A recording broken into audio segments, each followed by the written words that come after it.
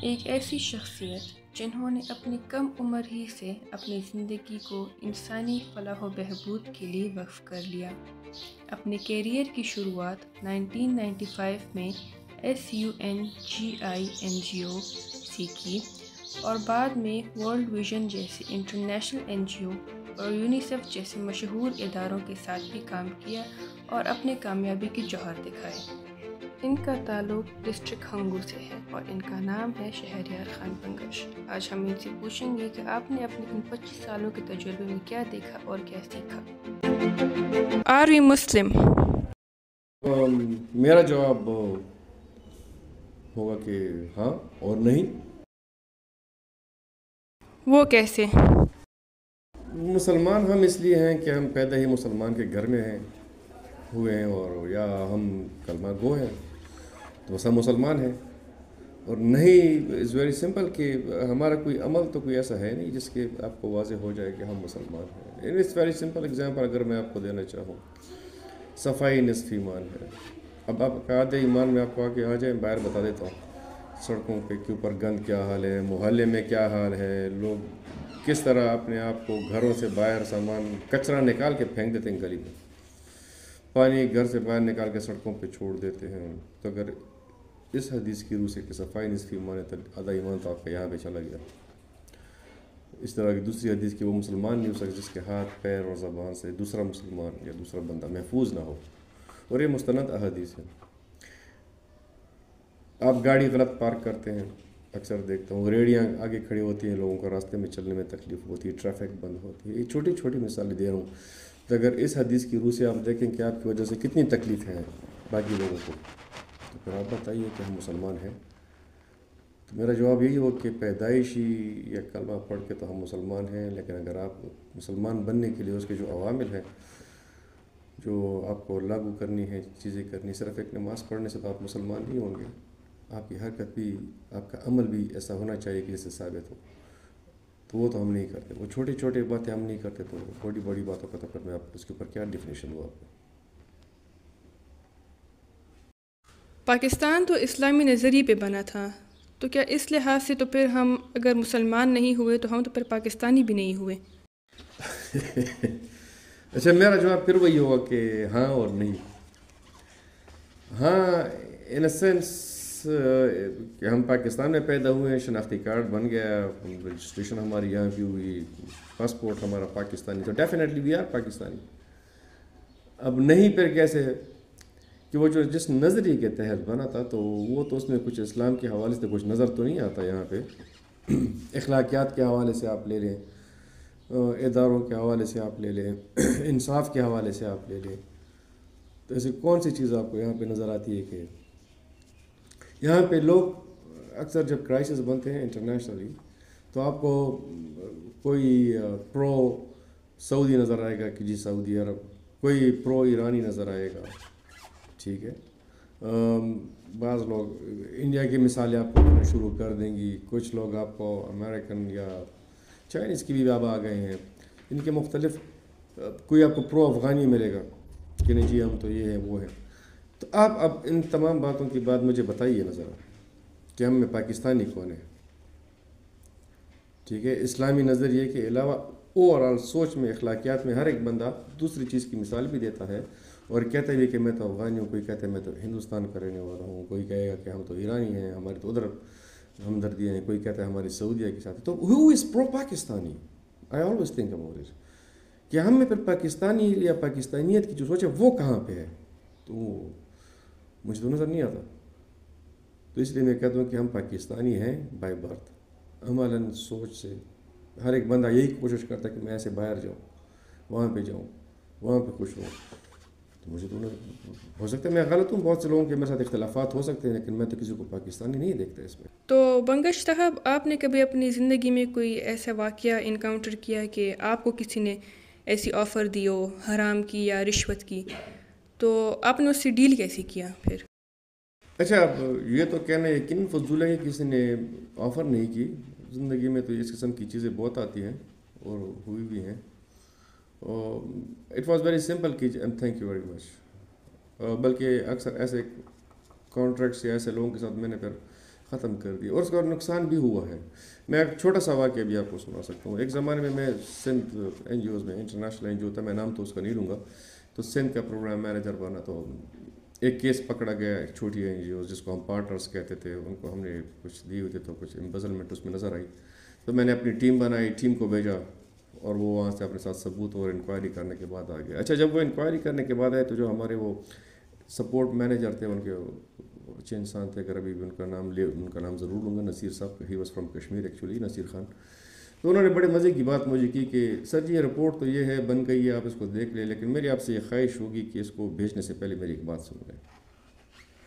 ٹھیک ہے بتائیے. اس نے کہا سر جی آپ یہ بھیج دیں گے, میرے اس ادارے میں کافی عرصہ ہو گیا, 14 15 16 سال ہو گئے, ایسے بہت سے کیسز آئے ہیں. اکثر ہوتا کیا ہے کہ آپ جیسے لوگ جو ٹھیک ہوتے ہیں ان کو باہر کر دیا جاتا ہے اور یہ لوگ ادھر ہی رہتے ہیں. تو میں نے کہا آپ یہ مجھے دھمکی دے رہے ہیں؟ اس نے کہا کہ نہیں سر جی میں سمجھا رہا ہوں.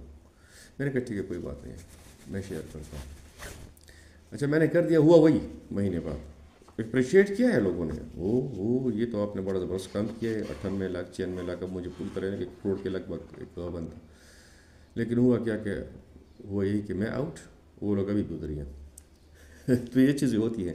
اچھا پھر یہ بھی ہوا ہے کہ اس طرح نہیں ہے کہ کیونکہ اس وقت میں بہت زیادہ ان تھا, اور میرے پاکستان میں تو ڈی آر آر اس وقت اتنا وہ ڈیزاسٹر رسک ریڈکشن کے اوپر کوئی باقاعدہ ڈپارٹمنٹ نہیں تھا, لیکن میں فی البدی کیونکہ سیلاب آئے تھے, پھر وائی ڈی پیز رسپانس تھا, اس سے پہلے زلزلہ آیا تھا, تو یہ 5 سال کے اندر تو ساری چیزیں جب ایز اے رسپانس میں ڈیل کر رہا تھا تو بس میں ٹرین ہو گیا. اس میں بڑے زبردست ایکسپیرینسز آئے کچھ. تو ڈائریکٹلی ہمارے ایک یو ایس ایڈ کے ہیڈ تھے, وہ آئے ہوئے تھے وزٹ کے, انہوں نے جب پریزنٹیشن دیکھی, یہ دیکھا وہ دیکھا, تو انہوں نے دے آفرڈ می, انہوں نے کرپشن کی نہیں, کہہ رہے جی بہتر نہیں ہوگا کہ ہم آپ کو ہیڈ آفس میں کر دیں اور اس طرح. میں نے کہا کہ نہیں. اچھا ان کے لیے بڑی حیران کن بات تھی کہ آپ امریکنس کو انکار کر رہے ہیں یہ. میں نے ان سے پھر جب میں سمجھ گیا کہ اس بندے کو یہ بات بول لگی, تو میں نے ان سے کہا کہ ڈونٹ یو تھنک کہ somebody needs to stay in Pakistan. مطلب کہ کسی کو پاکستان میں بھی ہونا چاہیے کچھ ٹیلنٹ کو. تو ایک دم انہوں نے کہا کہ ہاں اگر آپ کی یہ سوچے تو یہ سوچ تو آپ کی بہت صحیح ہے. تو میں نے کہا اس لیے میں نہیں جانا چاہتا.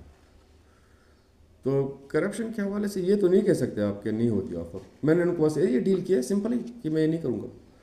لیکن مسئلہ یہ ہے کہ ڈیل تو میں نے نہیں کیا ان کے ساتھ, لیکن وہ کام پھر بھی انہوں نے دوسرے طریقے سے کر لیا جس میں بے بسی تھا.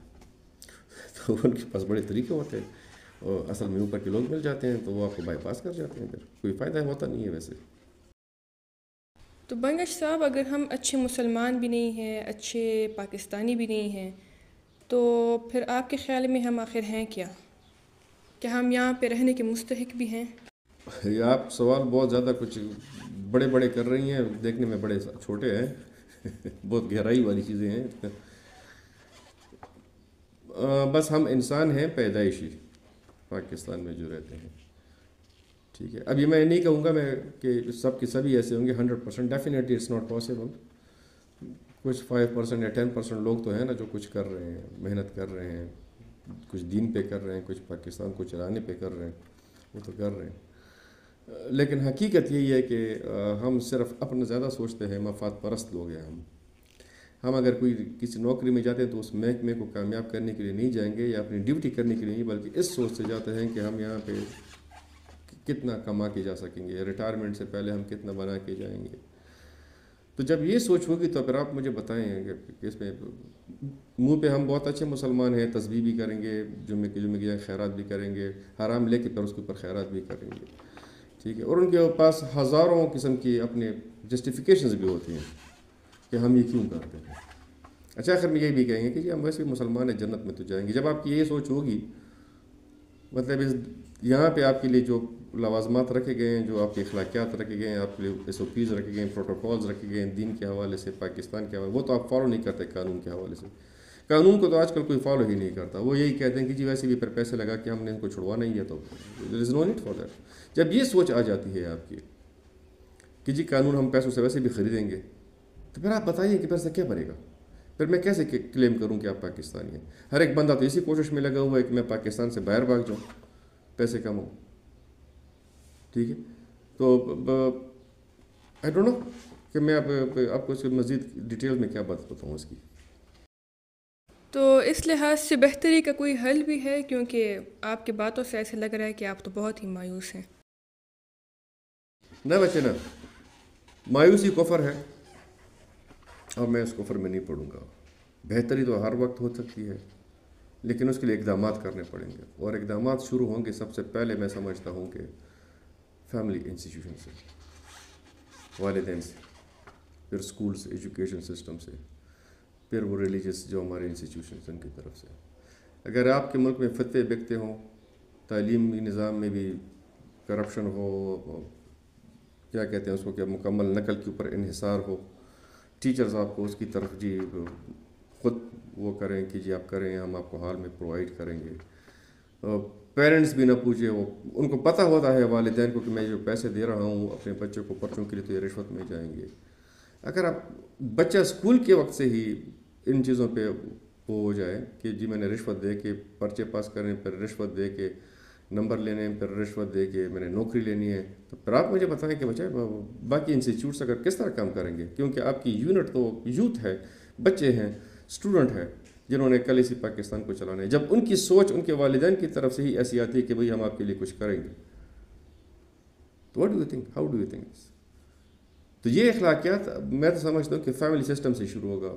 جس طرح آپ اسکول بچوں کے لیے بنے نا، پاکستان میں سب سے زیادہ اسکولز والدین کے لیے بھی بننے چاہیے کہ کم سے کم ہفتے میں 1 یا 2 دن 1 گھنٹہ ان کو پڑھایا جائے کہ بچوں کی تربیت کیسی کرنی چاہیے۔ بچے پیدا کر لیتے، تربیت کا ان کو بھی پتہ نہیں ہوتا۔ جب ان کو نہیں پتہ ہوتا تو ٹیچرس تو ویسے بھی وہ بھی اسی معاشرے کا حصہ ہے۔ تو میں مایوس نہیں ہوں، طریقے بہت ہیں اس کو چلانے کے، ٹھیک کرنے کے، اب بھی ہیں۔ باقی وہ جو بڑی بڑی باتیں کہ جی قوانین کو کیسے لاگو کیا جائے، سپریم کورٹ کو کیسے لاگو کیا جائے یا اداروں کو، اس کے پیچھے میں نہیں پڑوں گا۔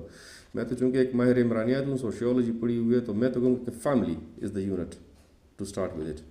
وہاں پہ چینجز آئیں گی تو سب ٹھیک ہو جائے گا، تاکہ آپ کا دین ہے، پاکستانی ہونے کی سوچ ہے، جو بھی ہے۔